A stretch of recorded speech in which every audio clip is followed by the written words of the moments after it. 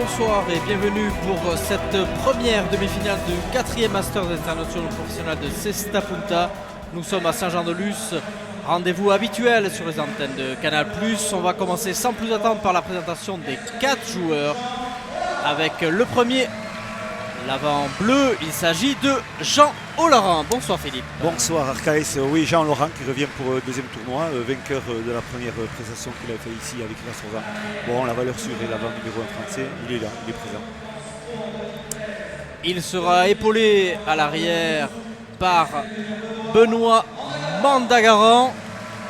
Alors Benoît, c'est l'invité de la soirée.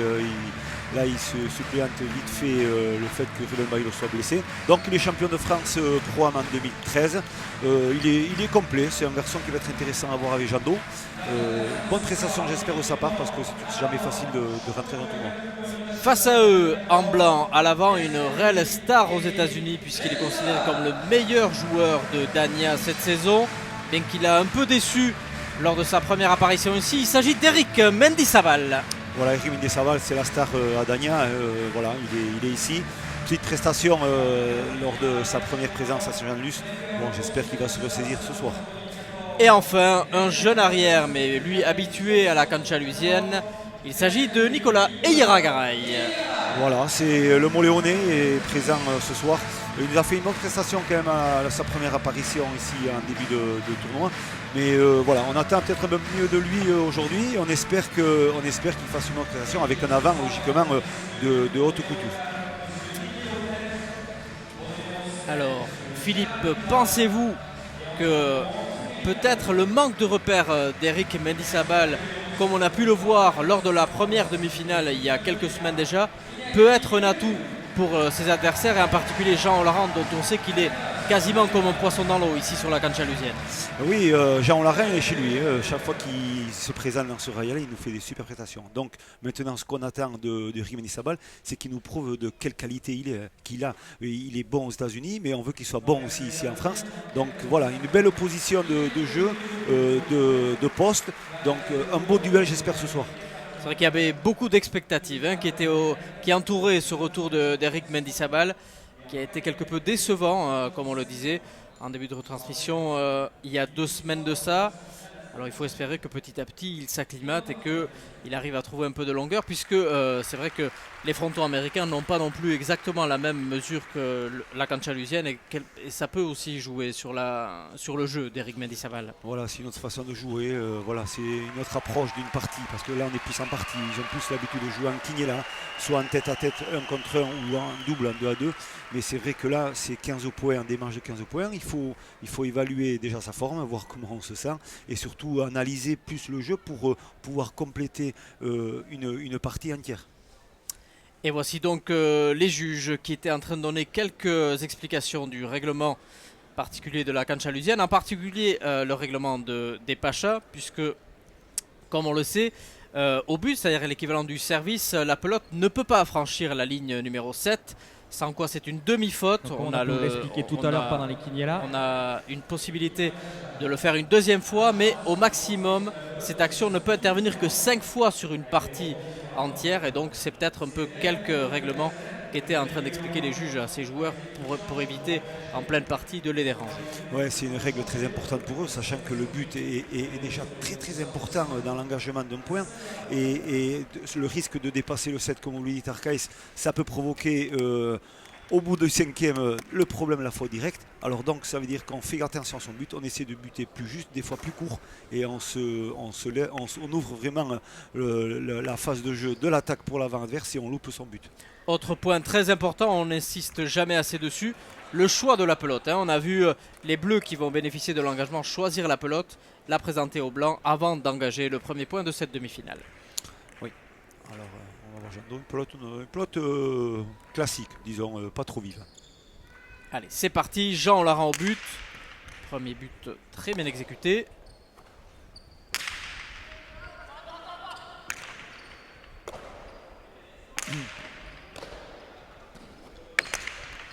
Voilà, et première occasion et premier point. Eric Mendizabal qui veut peut-être partir avec un meilleur rythme qu'il l'avait fait il y a une semaine.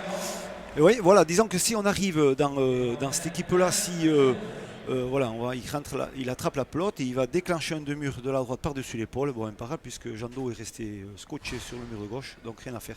Mais c'est vrai que comme je vous le disais, Arcaïs, il faut dans ce jeu-là, il faut toujours jouer en avançant, on le sait bien. Mais dans ce cas-là, il faut que vraiment son arrière l'aide bien, l'épaule bien, puisse lui procurer des pelotes. Eric Mendizabal est vraiment redoutable. Dès qu'il arrive sur le numéro 4, 5, il est capable de faire de très très belles attaques.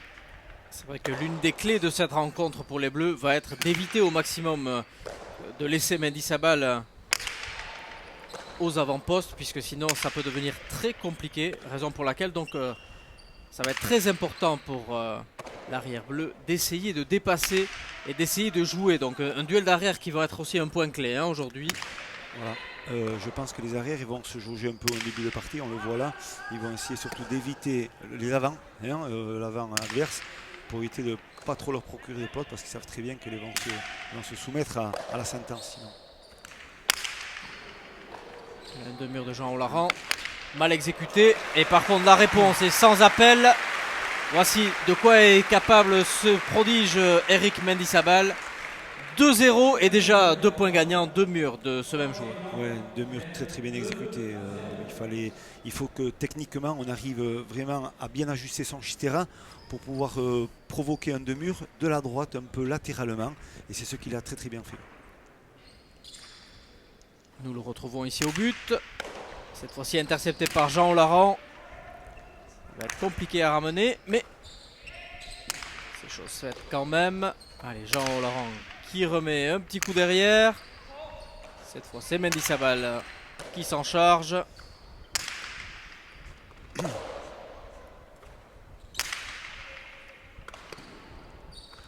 prend la partie à son compte et on voit qu'il recule jusqu'au numéro 9,5.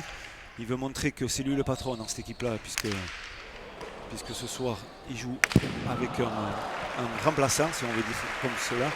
Mais voilà, et il faut prendre des risques aussi, mais là il a pris des risques un peu exagérés, il s'est vraiment trompé dans son attaque. Peut-être un peu de précipitation aussi. Ouais, ça a été très qu'il avait beaucoup plus de possibilités que ça. Et ça permet aux Blancs de bien s'installer en tête, 3-0. Je pense que Jando quand même il a intérêt d'appliquer un jeu un peu plus classique pour commencer la partie, même s'il veut se jauger par rapport à son adversaire direct. Et je crois qu'il faut prendre les marques par rapport à ses arrières. Il faut vraiment les mettre un peu à contribution pour bien démarrer cette partie.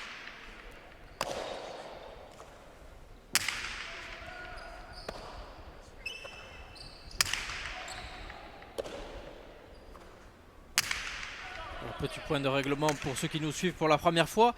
La partie se joue en 2 manches gagnantes en 15 points. Et en cas d'égalité, à une manche partout, une troisième manche départage les deux équipes. Mais cette fois-ci en 5. Donc là, on essaye au maximum de part et d'autre d'éviter cette troisième manche. Oui, la troisième manche est toujours délicate parce que là c'est un peu comme un pile ou face parce que si on démarre très mal, ça peut aller très vite. Donc j'essaye au maximum de ça se finisse en 2 manches. Pour l'instant, c'est plutôt bien parti pour les Blancs qui mènent 4-0. Une entame très intéressante. Et les Bleus qui ont pour l'instant du mal à se retrouver un peu sur le fronton. Très belle pelote maintenant de l'arrière blanc.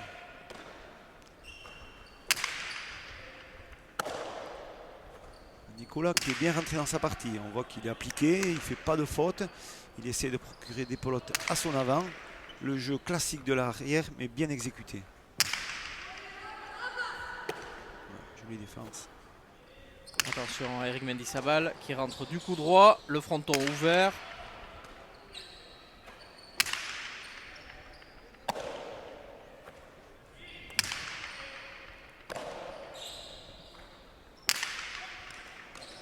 Très beau geste d'Eric Mendizabal.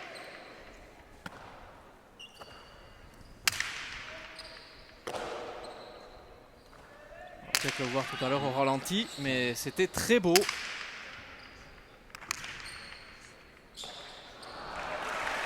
Et malheureusement pour lui, il n'arrive pas à la ramener cette fois-ci. Et c'est donc les Bleus qui ouvrent à leur tour le score 1-4.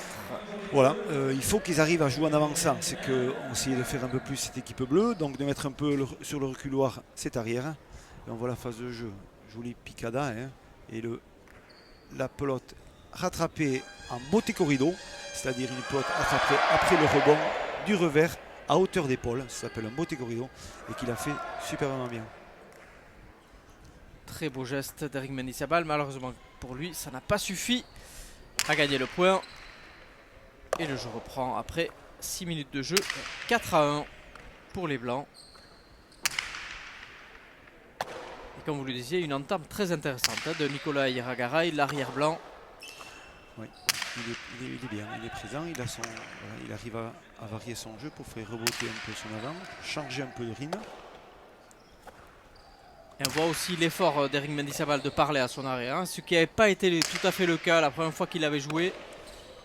Il y avait eu un manque de communication, il parlait très peu à son arrière et c'est peut-être aussi une des clés qu'il avait un peu sorti de la partie. Il a peut-être appris de cette défaite et voit un peu l'importance quand même de parler à son arrière. Ça lui a servi un peu d'expérience, je pense, cette première prestation qu'il a fait à Saint-Jean. Il a dû se rendre compte qu'elle était vraiment pas excellente, sachant son niveau de jeu et sa qualité technique, il nous a rien proposé. Et là, depuis le début de la partie, il faut dire qu'il est bien épaulé quand même aussi par Nicolas Iragaray. Il nous propose des choses intéressantes. Donc voilà, tant mieux pour nous et tant mieux pour eux. Et c'est important pour lui puisque c'est cette année qu'il fait les grands débuts sur la cancha lusienne. Et lorsqu'on sait la réputation et le prestige de cette cancha, évidemment, tous les grands joueurs comme Eric Mendizabal se doivent de briller dans cette cancha. Ouais, ça pardonne pas. Saint-Jean-de-Luz, c'est vraiment les intentions, c'est vraiment le tournoi à faire, le tournoi à jouer, le tournoi à se montrer et à gagner si on peut au maximum. Et pour prouver qu'on est digne de jouer dans ce tournoi-là. Et c'est vrai que ça n'a pas été excellent pour lui ce premier tournoi.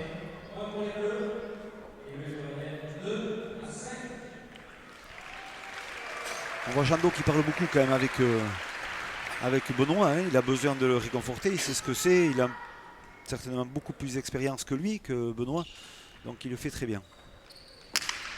Allez. Jando Laurent, très joli but.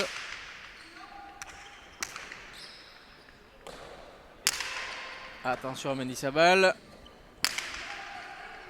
À l'arrière, ça va être compliqué là pour Jando. Très joli geste. Eric Mendizabal qui place la pelote.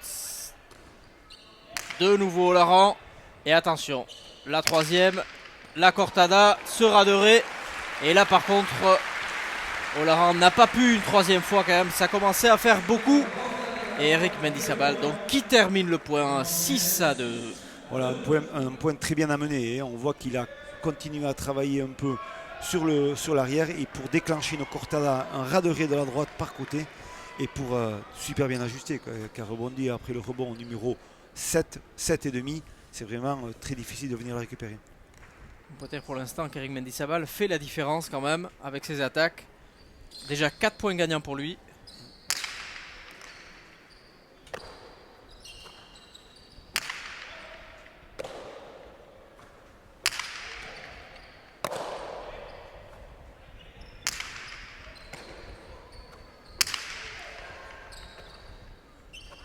On le voit aussi beaucoup mieux situé que la dernière fois. Il était un peu perdu dans le fronton et surtout il était obligé de beaucoup reculer, ce qui n'est pas du tout habituel dans son jeu. Il avait été très gêné, notamment par Eric Irastorza et sa puissance. C'est sûr. Hein. C'est un garçon qui vient de Moutricou. Moutricou, c'est un petit village en Biscaye, si je ne me trompe pas. C'est bien en Biscaye. Et là-bas, le fronton, il est très petit. C'est un Rayalay qui fait une grandeur de 48 mètres. Donc, déjà, dans les automatismes de jeu, il est habitué peut-être à moins reculer. Donc, de venir dans un Rayalay où l'espace de jeu est beaucoup plus grand, 56 mètres, il faut reprendre des repères. C'est important. Hein. C'est important, comme vous le dites. Et le jeu reprend 5 longueurs d'avance maintenant pour les Blancs. Les Bleus qui n'arrivent pas pour l'instant à vraiment mettre en difficulté les Blancs. Très complémentaire et Nicolas Iragaray est toujours aussi sûr. Pour l'instant, aucune faute à déplorer de son côté. Ouais, il est parfait dans son registre. Là, c'est très très bien ce qu'il fait. Il ne fait pas trop avancer Jando Olarin. Et ensuite, ce qui se passe, c'est qu'il arrive à proposer des pelotes très intéressantes à Eric Mendizabal. Il va falloir peut-être que Jando Olarin prenne aussi quelques risques, parce que sinon, ça va commencer à devenir compliqué. Si Nicolas Irigaray continue sur ce rythme et Eric Mendizabal continue à être aussi tranchant, ben, il va falloir peut-être que Jean Laurent prenne les choses à son compte et prenne peut-être un peu plus de risques. Oui, mais quand on est un peu loin du mur de frappe, des fois c'est difficile de le déclencher. Est-ce qu'il a la forme aujourd'hui de pouvoir le faire? J'espère, parce qu'il le faudra. Hein.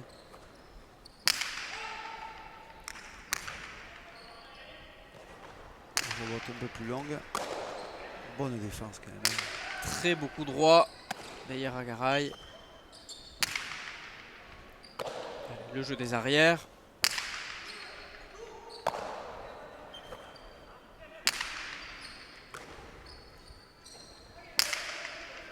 Une partie avec très peu de fautes hein, aujourd'hui, contrairement à d'autres parties qu'on a pu suivre. Très peu de fautes de gants pour l'instant. Voilà, c'est un jeu propre, hein, c'est des points finis et c'est des points préparés. Donc super bien. Et voilà encore Eric Mendizabal qui voit Jean Laurent aller vers la droite et évidemment il prend le revers, il la met à gauche et évidemment hors de portée pour Benoît Mandagaran. Disons que grâce à sa posture de revers et son constat en l'occurrence, il se permet de pouvoir fixer à un moment donné Jean Laurent sur la droite et d'avoir une ouverture de jeu énorme. Donc il pose ce gauche-gauche à l'intérieur et il fait le point. C'est un danger, hein, comme je vous le disais tout à l'heure. C'est vrai qu'il est capable de déclencher des choses parfaites. Et c'est ce qu'il fait. Il prend le temps, il prépare bien sa pelote au fond. Et il va jouer en avançant. Voilà, il continue d'avancer. Là, c'est vrai que quand il est au niveau du 6, il est redoutable, même si là la pelote flirte avec la ligne et les juges lèvent le bras. Faute donc pour les Blancs. Et donc le point pour Jean Laurent hein, qui parle beaucoup, comme vous le disiez, à Benoît Mandagaran.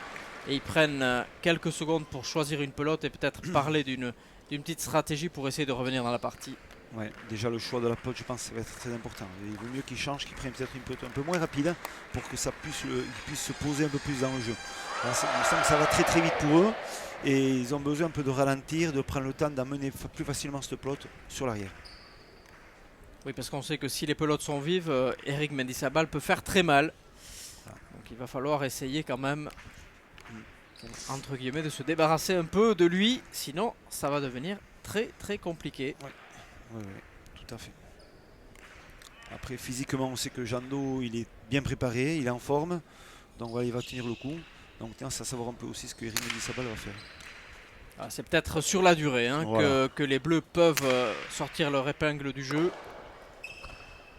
Et c'est évidemment ce qu'Eric Mendizabal ne veut pas. C'est pour ça que dès qu'il en a l'occasion, il termine le point. Ouais.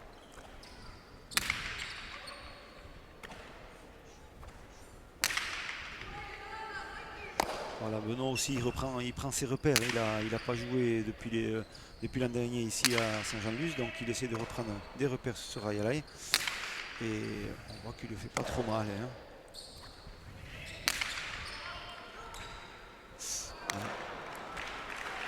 Petite mésentente. Et le point donc toujours pour les Blancs. 9-4. Et les Blancs aussi qui se parlent beaucoup. Ça c'est vraiment quelque chose qu'on n'avait pas vu la dernière fois sur Eric Mendizabal. Très complice aujourd'hui avec Nicolas Irigaray. Alors que c'est pas forcément une paire très habituelle. Ouais. Ils ont très peu joué ensemble. Mais voilà. Donc le dialogue passe. C'est bien, c'est important.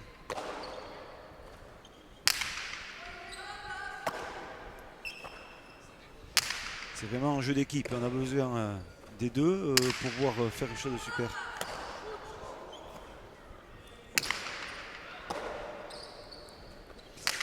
Il prend le temps avant d'attaquer. Hein. Il n'attaque pas n'importe comment, Eric Mendizabal. Voilà, il prend le temps. Il essaie d'ajuster ses pelotes un peu sur le mur du fond pour mettre sur le reculoir énormément Benoît Mandagaran. Parce qu'il le sait, lui, Eric Mendizabal, que Benoît est arrivé aujourd'hui. Donc il remplace au dernier moment. Et il veut lui mettre la pression. Il essaie de lui mettre la pression. Et ce qu'il fait très bien. Et il force les fautes du côté des Bleus. Le public toujours aussi nombreux avec des partenaires fidèles. 10-4. Pour l'instant, une première manche à sens unique quand même pour les Blancs.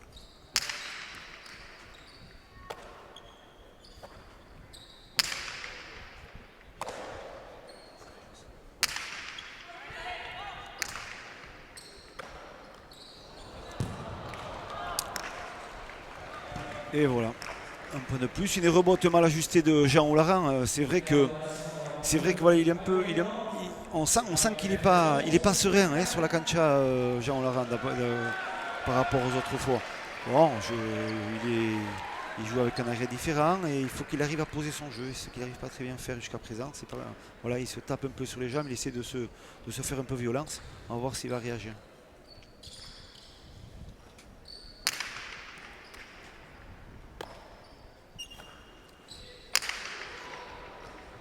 Presque lâché par l'arrière bleu.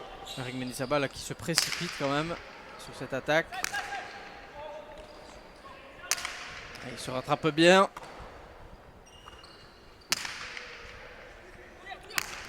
Ah, celle-là va être plus compliquée, mais il y est. Allez. Benoît Mandagaran qui allonge bien le revers. Ah, une occasion pour Olaran. Aïe. Mendizabal qui est et lui. Elle est passée a priori à côté, on ne sait pas. Qu'est-ce qui s'est passé?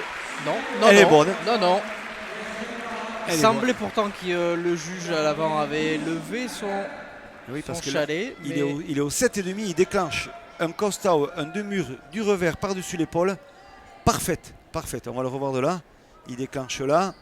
Et poum, il va taper dessus de ce mur pour trouver de l'angle. Et elle est parfaitement bonne. Elle est très très bonne.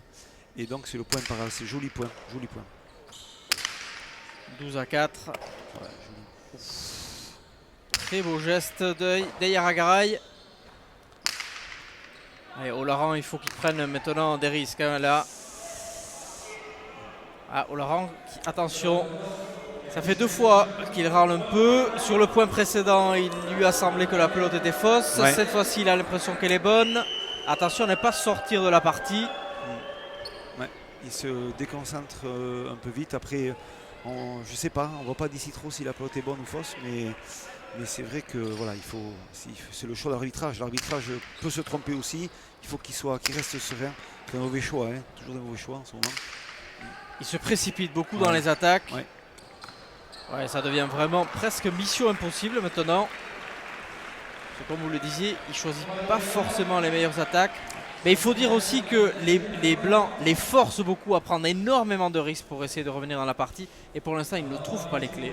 C'est vrai que cette prestation d'Eric Mendizabal nous fait plaisir parce qu'on attendait quand même quelque chose de lui. Et on va dans son registre aujourd'hui, bien épaulé bien sûr par Nicolas Eyaragaray. Il nous propose des choses, il déclenche des attaques un peu assez gratifiantes de sa part parce que c'est toujours des potes un peu en défense et c'est super ce qu'il nous fait. Allez, déjà 14-4, la possibilité pour les Blancs de remporter déjà cette première manche. Et Eyaragaray qui s'y met au deux murs, mais cette fois-ci, magnifique geste d'Olaran. Eric Mendizabal qui est aussi. Et quel point, magnifique point, avec des deux murs, de l'avant, de l'arrière, etc. Et comme souvent, ce sont finalement toujours les mêmes qui l'emportent, à savoir l'équipe des Blancs, Eric Mendizabal et Nicolas Eyaragaray, qui remporte ses premières manches relativement facilement sur le score de 15-4 avec le ralenti, donc commenté par Philippe. Deux murs de Benoît Mandagaran, relevé très très bien par Jean Olaran et une remise à l'intérieur. Voilà, une remise parfaite à l'intérieur d'Eric Mendizabal et sur l'effet, sur ce mur de gauche, l'a fait glisser un peu et c'est imparable, il n'a pas pu l'attraper. Benoît Mandagaran, donc point pour les Bleus et première manche pour eux. Et sur les images du retour vers les vestiaires, on a vu Jean Olaran partir la tête très basse avec beaucoup de doutes. Alors, que peuvent-ils mettre en place Benoît Mandagaran et Jean Olaran pour essayer de revenir dans cette partie? Ouais, je pense d'abord qu'ils vont bien s'asseoir, bien s'hydrater et réfléchir. Mais là, la stratégie, elle est simple pour moi. C'est que déjà, il faudrait penser à bloquer un peu plus ce mur de fond, ce qu'ils n'ont pas fait du tout. Et deuxièmement, à venir déclencher les attaques parce que Jean, il n'a pas eu beaucoup d'attaques jusqu'à présent à effectuer. C'est vrai qu'il était dans un cadre où il était toujours sur le couloir, mais il va falloir qu'il ose, qu'il fasse quelque chose. On connaît ses qualités techniques, il est capable de n'importe où de faire quelque chose. Donc j'espère qu'on va voir quelque chose de mieux sur la deuxième manche.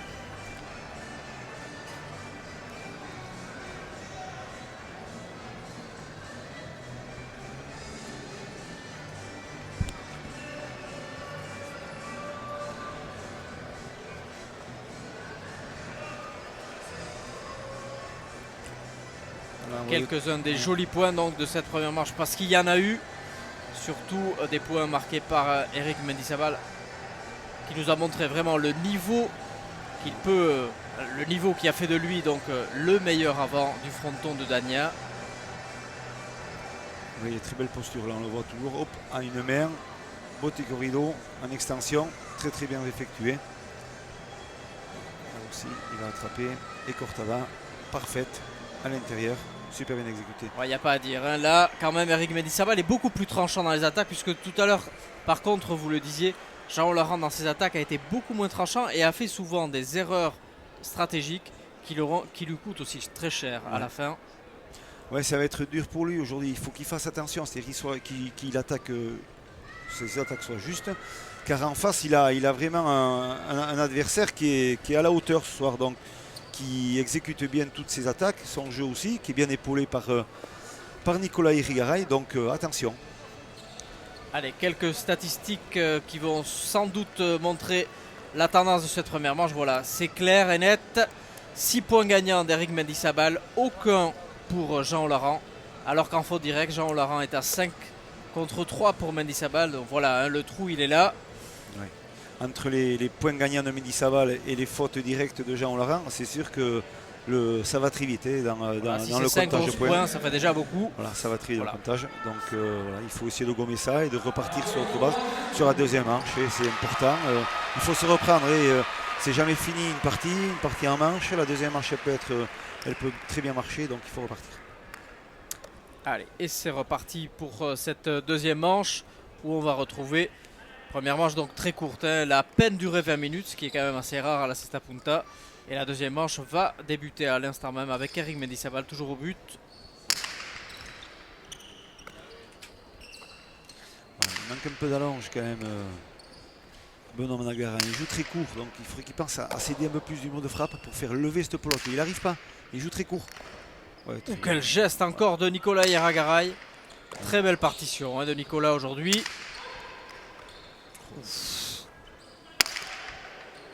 Bon alors là c'est du grand art. Là c'est du grand art quand on va voir le ralenti. Ouais, il nous passe le registre de l'avant complet, c'est-à-dire que on voit qu'il est facile sur les déplacements, il est déjà très élégant à la base et on voit ce qu'il fait. Voilà, beauté pronto de Nicolas Irigaray, pelote en drop, il remet dans l'axe central, Jean Laurent picada, pique de la droite et là très bel positionnement pour rattraper la pelote et un droite, pelote par-dessus l'épaule de la droite piqué et là il la rattrape mais il ne peut pas la renvoyer. Une action très compliquée, hein, Philippe. Ouais. Très très difficile de marquer un point comme ça. C'est magnifique, parfaitement exécuté, 1-0. Et lors de l'engagement du deuxième point, Eric Mendizabal qui a fait le premier pacha de la partie. Donc la pelote a franchi la ligne 7. Et donc c'est le premier pacha pour lui. On vous rappelle la règle, il a le droit d'en faire au maximum 5. Passer ces 5 pachas, la faute sera directe. Alors ça c'est une phase de jeu intéressante, c'est-à-dire qu'il a voulu, Benoît Managaran a fait le retour du but très court mais très bien ajusté, vers le numéro 7, tendu, collé au mur de gauche et c'est toujours très très délicat. Donc là ça demande vraiment une bonne cohésion d'équipe, une bonne entente, mais là elle n'a pas été sur ce point-là, donc le point pour les Bleus. Allez, espérons pour les Bleus que ce soit le début de la remontée, mais ça risque d'être quand même compliqué.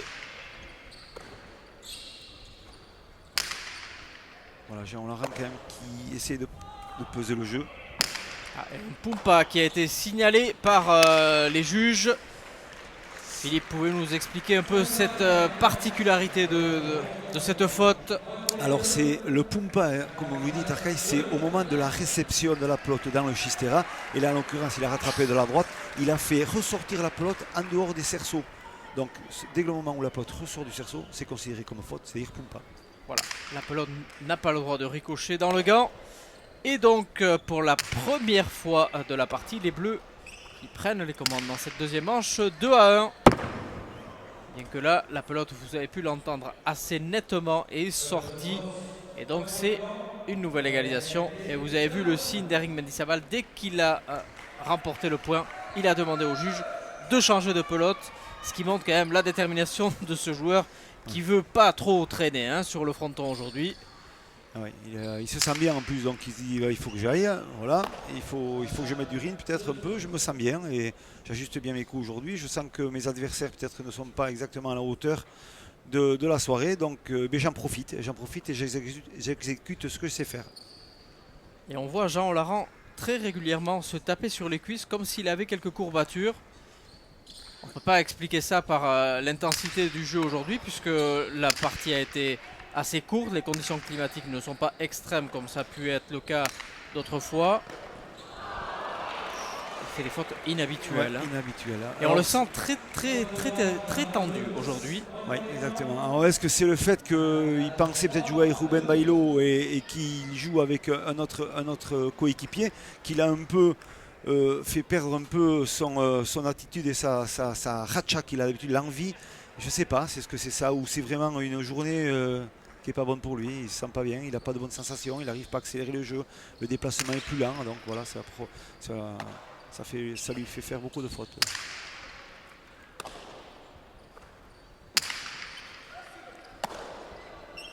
C'est un gagneur Jean, hein, donc il va continuer.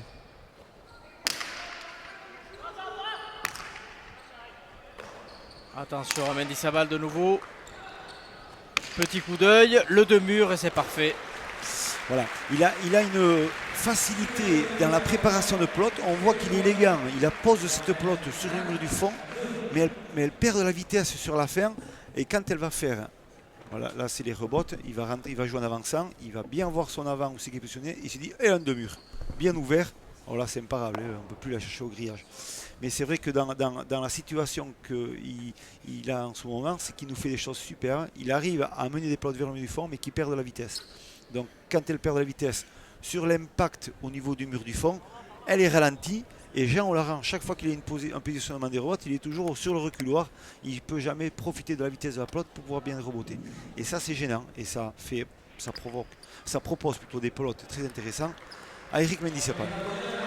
Un joueur très complet, hein, ce Eric Mendizabal, parce qu'à part l'amorti, on a vu quasiment tous les gestes qu'un avant peut faire. Oui. Et très adroit aussi au but, puisqu'il y a eu très peu d'interceptions, malheureusement pour Jean Olarant. Oui. À part les deux pachas qu'il a fait, sinon tout le reste c'est très bien ajusté. Parfait sur le mur de gauche.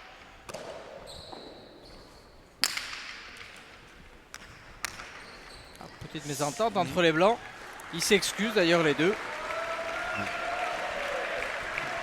Attention quand même aux blancs de ne pas rentrer dans un fort rythme et de ne pas trop laisser quand même les bleus revenir.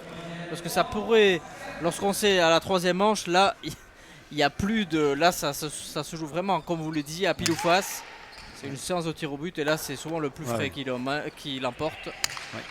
Mais on voit que Jean il a envie quand même, il a envie. Il sait qu'il n'est pas à la hauteur ce soir, il n'est pas à la hauteur parce que là il est un peu endormi. Et là, ces deux points qu'il vient de réaliser, ces deux jolis points qui sont bien amenés. Et on voit qu'il essaie de jouer en avançant, il essaie de donner du rythme, il va en courant au but, il a envie que ça aille vite, que ça accélère et c'est ce qu'il faut qu'il fasse. Allez, il reprend la peloton suivant, il veut mettre un peu de plus de rythme. Là par contre, et le voilà, l'amorti mais assez mal exécuté quand même. Il peut peut-être faire autre chose de plus intéressant. Et la facture sans appel, point pour les bleus qui reprennent les commandes. 5-4. Voilà, c'est le petit coup d'accélérateur de Jean Olarant. Là, c'est super. Et là, on voit qu'il a envie. Voilà, il a le déclic. Espérons que ça va continuer. Il se dit que ça va trop doucement. Il faut que j'aille plus vite. Et c'est ce qu'il fait. Allez, les bleus qui sont sur une belle série qui va continuer puisque la pelote a touché la ligne. 4 points consécutifs. Et vous voyez Jean Olarant, hein, on dirait qu'il joue contre la montre. Oui, il lui manque le rythme. C'est un garçon qui est gazeux, on peut dire, dans l'âme. Il a cette volonté de toujours aller vite. Il aime bien que ça aille vite. Et là, ça va trop doucement. Donc peut-être c'est ça, il est rentré dans un faux rythme. Il a besoin d'accélération, ce qu'il essaye d'imposer. Allez, ils sont sur un temps fort, les bleus. 4 points consécutifs. Ils étaient menés 4-2. Ah, malheureusement pour eux, la série s'arrête là pour l'instant. Et les blancs qui reviennent à 5-6. Les blancs qui sont bien contents d'avoir marqué ce point parce qu'ils commençaient peut-être un peu à douter. Et là c'est mieux. C'est un point de plus pour les Blancs. Un point peut-être un peu facile, mais bon, c'est fait. Alors Jean va essayer d'intercepter ça s'il peut. Non, impossible.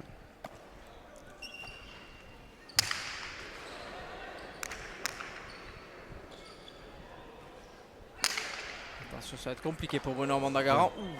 Très beau geste. Ouais.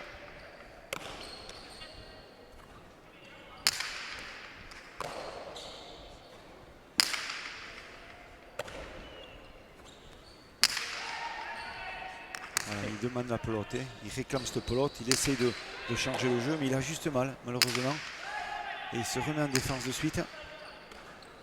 Et faute. Pelote encore.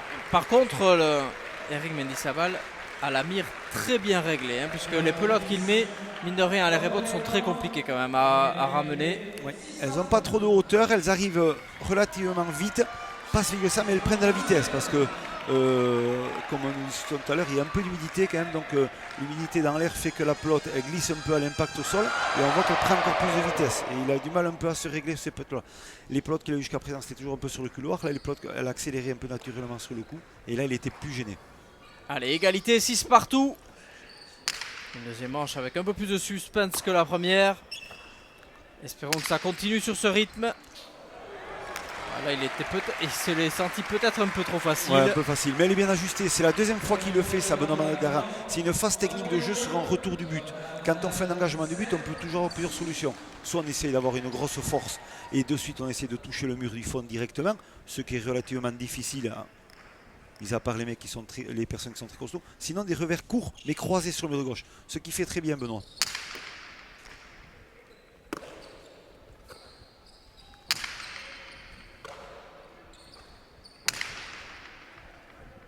Laurent qui recule toujours pour aider au maximum son arrière.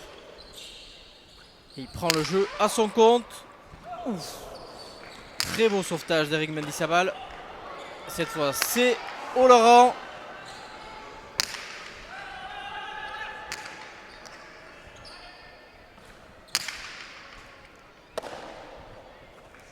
Ouais, très joli point là, ça engage de tous les côtés, il n'y a pas de faute. Malheureusement, le point se termine en faveur des Blancs de nouveau. Mais on a vu un double sauvetage là, de part et d'autre des deux avants. Absolument magnifique. Ouais, deux gestes techniques superbes. En extension, là une défense sur une droite piquée. Hop, il remet à l'intérieur. Et Jean, il a vu ça, il a reculé un peu. Et en extension aussi, il a rattrapé la pelote pour taper. Voilà, on le voit. Il rattrape la pelote. Extension, il attrape une pelote. Eric Mendizabal qui va remettre vers l'intérieur. Elle va toucher le mur de gauche. Et Jean qui la rattrape et qui rajuste encore une droite piquée magnifique. C'est des gestes de toute beauté et techniquement bien réalisés. Allez, les deux équipes toujours au coude à coude, 7 partout. Les Bleus qui ne lâchent pas cette fois-ci. Ils n'ont pas le choix en même temps. Il faut pas lâcher. Il ne faut pas lâcher. Depuis le début de ce championnat, on a vu des parties qui nous paraissaient à un moment donné que l'équipe adverse allait laisser tomber. Mais elle s'est accrochée, elle a réussi à gagner la manche et souvent passer sur une troisième manche décisive. Donc je pense que Jean doit l'avoir dans la tête aussi, se dire moi je suis capable aussi de faire ça, on peut gagner cette manche.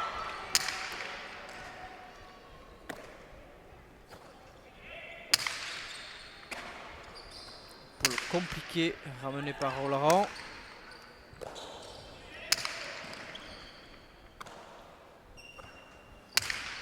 Benoît Mandagaran qui trouve un peu plus la longe. La longe, mais c'est toujours un peu court sur l'impact au niveau du mur. Donc voilà, il faudrait qu'il arrive, voilà, il lève un peu plus, elle va directement sur le mur du fond. Donc là, il est obligé de l'attraper. Nicolas. Ça lui a distillé à Jean une jolie rebote sur le mur de gauche piqué. Parfait. Voilà. Il a pris le temps de bien exécuter cette rebote du revers par-dessus l'épaule pour lui donner la longueur qu'il fallait avec le rebond qu'il fallait. Donc ça a été le point imparable. Et on voit le rebond, et au rebond, la pelote qui prend beaucoup de vitesse aussi. Ouais. Ce qui complique encore plus le jeu de l'arrière.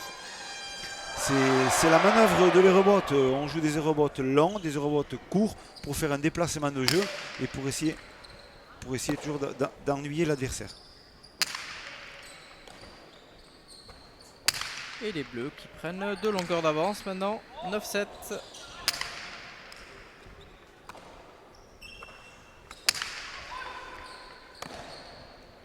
entendu Nicolas Iragaray crier « Laisse-la moi ». Cette fois, c'est Eric Mendizabal, le coup d'œil. Bien ramené par Mandagaran. Bonne défense, bonne défense. Quel joli geste. Ça va être compliqué. Ouh, que c'est beau.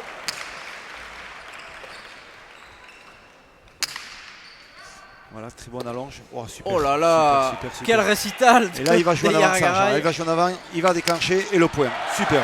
Magnifique ce point. Magnifique ce point avec un double sauvetage d'Iragaray. Voilà, ils ont été plus même. précis dans leur coup, comme on l'a remarqué à RKC. C'est vrai, c'est plus précis ce qu'ils font. Et quand c'est plus précis, on ne peut plus jouer en avançant. Et c'est ce qu'il réalise très bien Jean-Laurent dans la finition. Voilà. Jean-Laurent qui retrouve ses marques. Et là, il retrouve son jeu d'attaque qu'il affectionne tant. Voilà, il essaye d'amener sa pelote vers le mur du fond. Il amène, voilà, et sauvetage super de Nicolas Iragaray qui va essayer de relancer. Il relance. Là. Et ils vont faire une deuxième en suivant. Donc il renvoie encore la pelote vers le mur du fond et sauvetage au mur du fond. Fabuleux. Superbe sauvetage. Et là il va jouer en avançant. Il avance. Il voit le joueur qui n'est pas tout à fait sur sa droite, son adversaire direct. Et là il tente le deux murs qu'il réalise parfaitement. Allez, 10-7, ça devient intéressant donc pour les Bleus maintenant. 3 longueurs d'avance. Très bonne réaction de Jean-Laurent qui a donné un peu plus de vitesse à la partie, qui a mis en confiance un peu Benoît Mandagaran.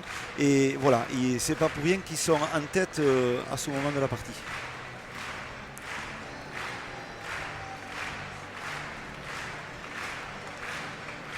Et les Blancs qui ont peut-être demandé un tempo pour essayer de parler. Eux qui étaient largement dominateurs en première manche. Et là qu'on retrouve quand même beaucoup plus en difficulté depuis quelques points. Mais ils sont dominés là depuis 5 points, 5-6 points ils sont dominés parce que on l'a remarqué quand il a commencé à aller courir au but Jean-Laurent. On a senti qu'il y a eu un coup d'accélérateur qui a été donné et ça a eu tendance dans la partie à accélérer le jeu. Et on voit que quand le jeu est accéléré, et bien mine de rien, les Blancs ils ont du mal. Allez, le jeu qui reprend. Et de nouveau but. Jean Olaran pour l'instant en tête dans ce deuxième manche après avoir perdu la première sur le score sans appel de 15-4. Le voici avec son compère en tête 10-7.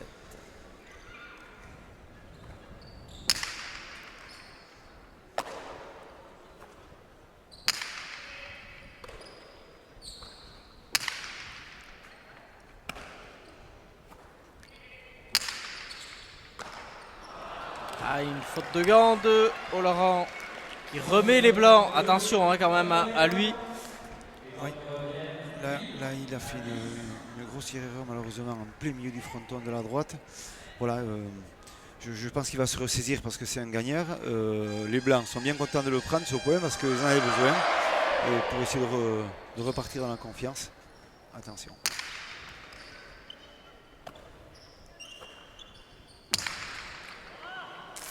Aïe. Mandagaran qui lâche son revers. Le demi-mur qui prend beaucoup d'angles à l'extérieur de la ligne. Et voilà comment, en 2 points quasiment donnés, les Blancs qui étaient en difficulté reviennent à une longueur 9-10. Voilà, c'est points gagnés facilement, disons. On leur donne des points, comme vous le dites à Arcaïs. C'est dommage. Parce qu'ils avaient le bon bout, 3 points d'avance, c'est toujours intéressant. On peut maîtriser différemment.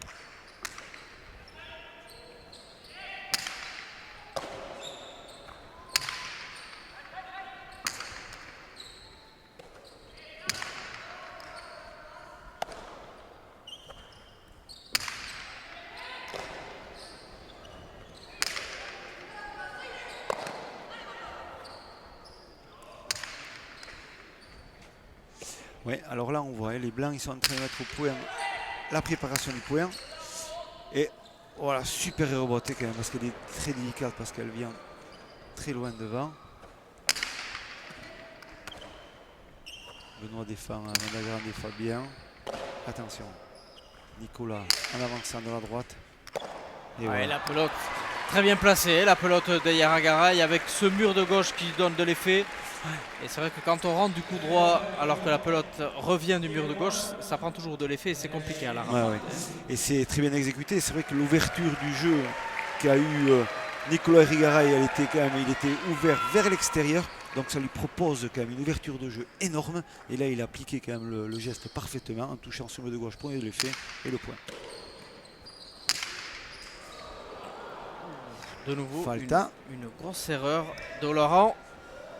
Et finalement, ce temps mort a été très bénéfique. Au Blanc, ils ont peut-être décidé de faire ce temps mort pour un peu casser le rythme.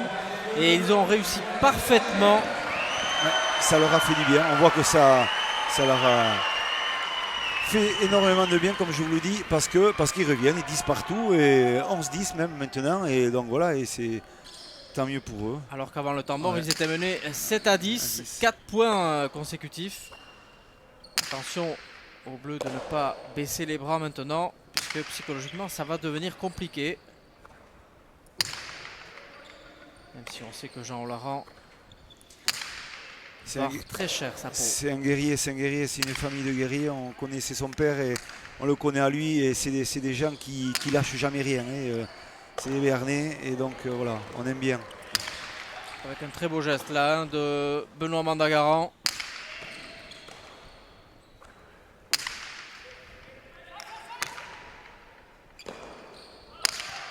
Allez, Jean qui va déclencher, je pense. Là, il a vu l'avancer un peu Nicolas. Il essaie de le passer, mais peu trop long.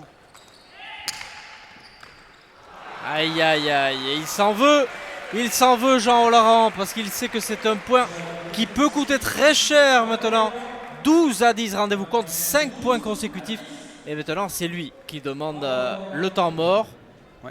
On le sent très, très fâché contre lui. Ouais. Il est en colère. Il est en colère. On le voit, il râle beaucoup. Et je comprends. Hein.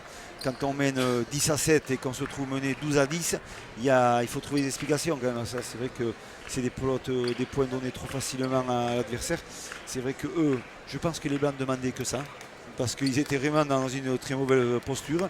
Et voilà, donc ils mènent et ils vont essayer de gérer cette différence de points. Oui, parce qu'on ne peut pas dire que les Blancs aient nettement haussé le rythme de jeu depuis ce temps mort. Ils ont continué leur jeu et ce sont les Bleus qui ont pas mal baissé le régime et donné des points très facilement. Bien sûr, oui. Aux Blancs. Oui, tout à fait. Ça a très bien démarré pour les Bleus. On voyait que là, c'était pas trop mal. Et puis dans ce coup, ça s'est effondré. Ça s'est carrément effondré et les Blancs sont repassés devant. On voit c'était rebote bien posé sur le haut du fronton et très bien attrapé après par Benoît Mandagaran. Allez, quelques belles actions de cette deuxième manche. 3 des 4 protagonistes sont déjà de retour. Celui qui manque, c'est Jean Laurent, qu'on a senti très en colère, comme vous le disiez. Donc peut-être qu'il est parti lui aussi au vestiaire pour essayer de se centrer un peu plus, puisqu'on sait en général que la colère et l'adresse à la Cesta Punta ne font pas bon ménage. Si on veut ajuster les coups parfaits et être bien sur le fronton, l'agressivité est importante, mais bien canalisée, c'est beaucoup mieux quand même. Allez, le voici Jean Laurent qui rentre assez déterminé sur la cancha quand même. Ouais. Il baisse pas la tête. Allez, a-t-il retrouvé quelques ressources? La réponse dans quelques secondes. 12-10, on va retrouver au but Eric Mendizábal. Ouais. Espérons pour cette équipe parce qu'elle le mérite. Elle joue mieux. Les Blancs sont, ils attendent. Ils sont plus attentifs à la faute de l'adversaire, c'est tout.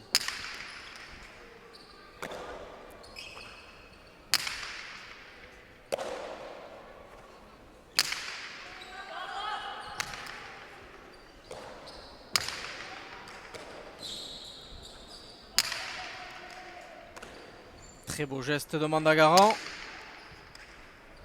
Ouais, ben, celle-là, non, mais si Nicolas Yaragaray avait rattrapé cette pelote, ça aurait été peut-être le geste de l'année. C'était un peu compliqué quand même. Hein. Oui, bien sûr, tout à fait. Droite piquée, parfaite. Elle a pris de la hauteur sur la picada. Ça a été très très dur, c'est pas évident. Mais donc voilà. Mais Il fait sa partie, Nicolas, quand même. Il est dedans. Hein. Il fait pas beaucoup de fautes ce soir. Il est présent. Donc voilà. Je pense que Eric Mendizabal, il baisse un peu de régime sur ce deuxième. Il attaque beaucoup moins.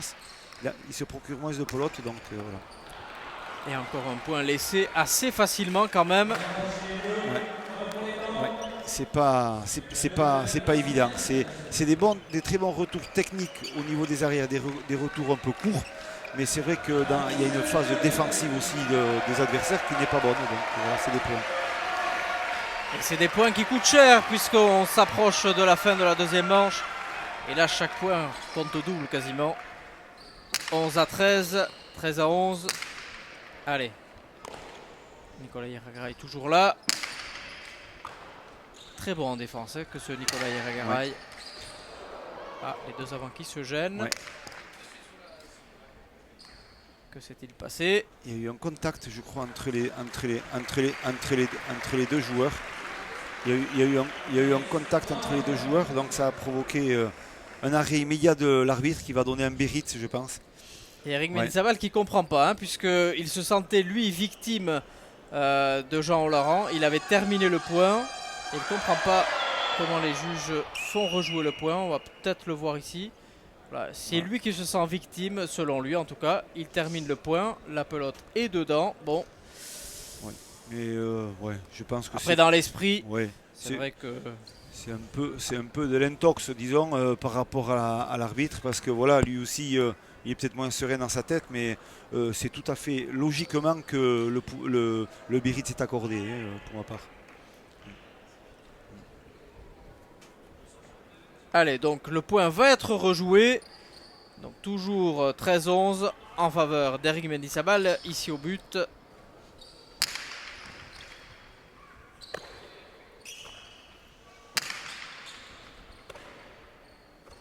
Très adroit Nicolas aujourd'hui, il fait une bonne prestation dans son rôle d'arrière.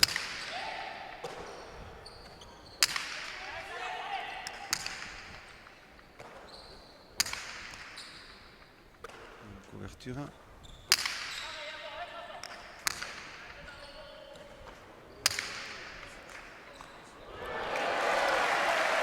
Et les rebotes parfaitement exécutés, hein, comme tout à l'heure par Jean Laurent.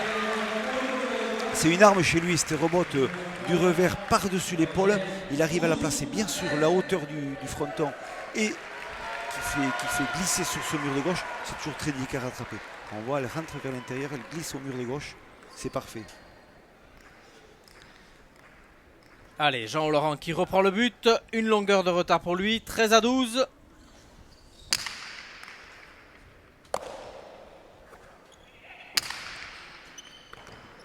Aïe, aïe, aïe.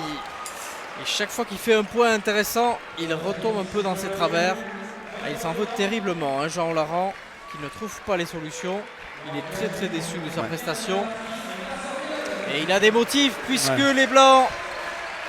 Il ne s'y attend pas à ce que cette pote glisse sur ce mur de gauche. Il ne pense pas. Et en fin de compte, elle est très très bien ajustée. Donc voilà, c'est la faute.